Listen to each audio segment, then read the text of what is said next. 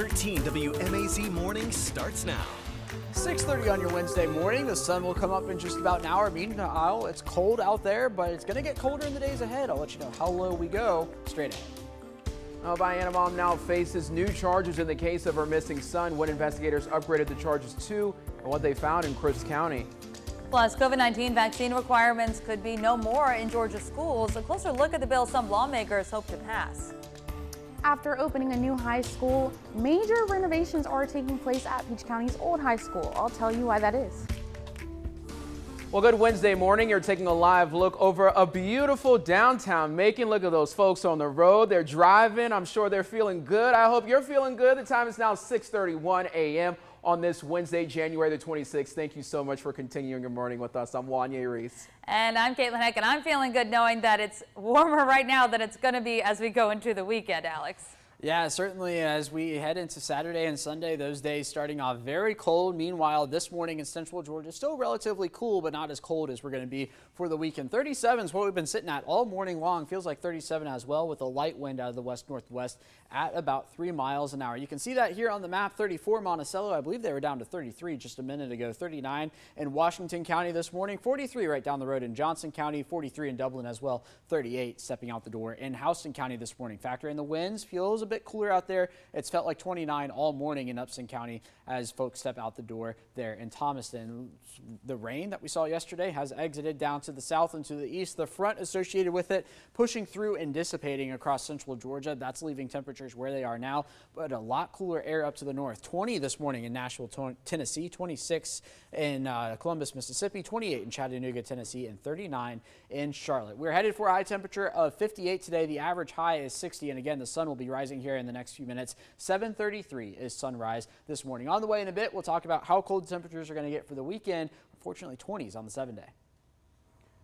Thank you, Alex. Right now, we're following two separate situations on Lake St. Clair. One is a search and rescue, and another is ending with a man that was found dead. One happened in Baldwin County near the airport island. That's where a boat sank just before 9 last night. Sergeant Bubba Stanford with the Department of Natural Resources says 2 people were on it. Crews were able to rescue a woman, but still have not found the man that was on board.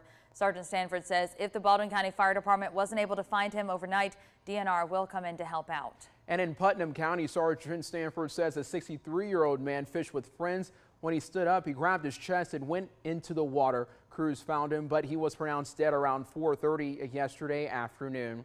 Also right now, the search is on for 3 people Washington County investigators say ran away after a car chase ended in a crash. It happened last night.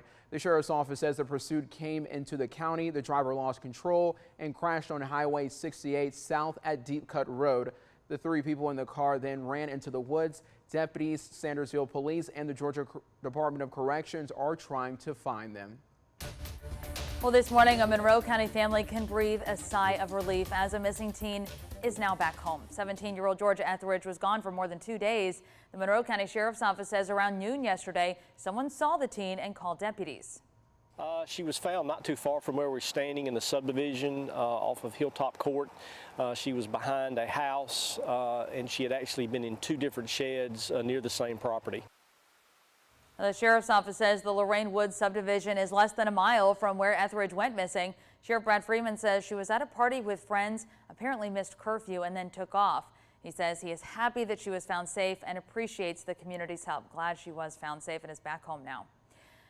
A Dooley County mom now faces a murder charge after a family reported her 4-year-old son missing days ago. Yesterday, the GBI said they arrested 27-year-old Kira Cotton from Vienna for murder and concealing a death. This came a day after investigators charged her with cruelty to children. Now, the new charges come as the GBI says there were human remains found in Crisp County. They'll go to the crime lab for identification. The GBI says over the weekend they got called in to help find 4-year-old Jason Mathis. They say family members reported Mathis missing after not seeing him in several months. All right, let's get you to some news we're following for you across the state. One man now faces charges in connection to a 6-month-old shooting death. Atlanta police arrested 22-year-old Quest Little. Now, Mayor Andre Dickens announced the arrest during a news conference on yesterday afternoon. Investigators found him in Decatur. He faces charges of aggravated assault and felony murder. The arrest comes after the death of baby Grayson Fleming. You see him there. Atlanta police say the 6-month-old was in a car when a bullet hit him during a drive-by shooting. Zoo Atlanta now mourns the loss of its oldest gorilla, Ozzy. His care team found him dead yesterday. They don't know yet the cause of death, but the zoo says the gorilla showed a lower appetite last week, and veterinarians tried to encourage him to eat and drink. Before his death, teams treated him for symptoms like facial swelling, weakness, and the inability to eat or drink. Ozzy was 61, and the zoo says he was the world's oldest male gorilla. Well, some lawmakers in Georgia's Senate want to make sure public schools never require COVID-19 vaccines for students or teachers. The bill says that no government agency shall require proof of any vaccination of any person. Well, that includes public school districts. Well, some lawmakers were concerned that this was trying to take all vaccinations out. A senator sponsoring the bill says he will rewrite it and that he's talking specifically about COVID-19 vaccines. Well, downtown Macon's newest addition is about ready to open. Hotel 45 celebrated their ribbon cutting yesterday. It brought in more than 100 people to get a sneak peek of this new downtown attraction. Crews designed the hotel with Macon history in mind, and they want guests to see that reflected on every single floor. Guests can enjoy a fine dining restaurant, coffee bar, rooftop bar. Hotel 45 has 94 rooms across its 11 floors. It opens to the public on February 1st. I cannot wait to check that out. Time is 6:37. As we've been saying a couple times this week, though, it's going to take me a little while to want to go up on that rooftop bar unless they have some heaters. Yeah, that is very true, especially by the time we get to Sunday morning, where the overnight low temperatures will be in the 20s, potentially wind chills in the teens. I'll show you the details on that here in just a second. In the meantime, take a live look over Perry this morning at the clock tower there at the Georgia National Fairgrounds. 78, I wish, 38 degrees this morning across Houston County. A wind out of the north at about 7 miles an hour. Makes it feel like 33 out the door in Perry this morning. Live radar across central Georgia is quiet right now. You can take a look up to the north and not a whole lot going on. Down to the south, that front rolling through. That front brought us the cooler air, brought us a few showers yesterday, and again, that is dissipating and exiting central Georgia. So for now, high pressure and control located up to the north right along the Mississippi River. That's going to dominate our weather pattern here through the next few days. Current temperatures this morning, mix of 30s and 40s. Generally speaking, 30s to the north, 40s to the south, 41 in Montezuma, as well as in Cochran this morning. 39 in Dodge County, 38 in McRae, 36 in Gordon, and 37 in Macon at this hour. We are some 20 degrees cooler than we were this time yesterday. Take a look at these. This is the 24-hour temperature change, 10 degrees cooler in Thomaston, 8 degrees cooler in Butler, and 7 degrees cooler in Marshallville. As we head through the day today, temperatures warming into the 50s fairly quickly. You can see we're at 50 by 11 a.m. here in Macon and in Warner Robins, 46 in Forsyth, 48 in Eatonton.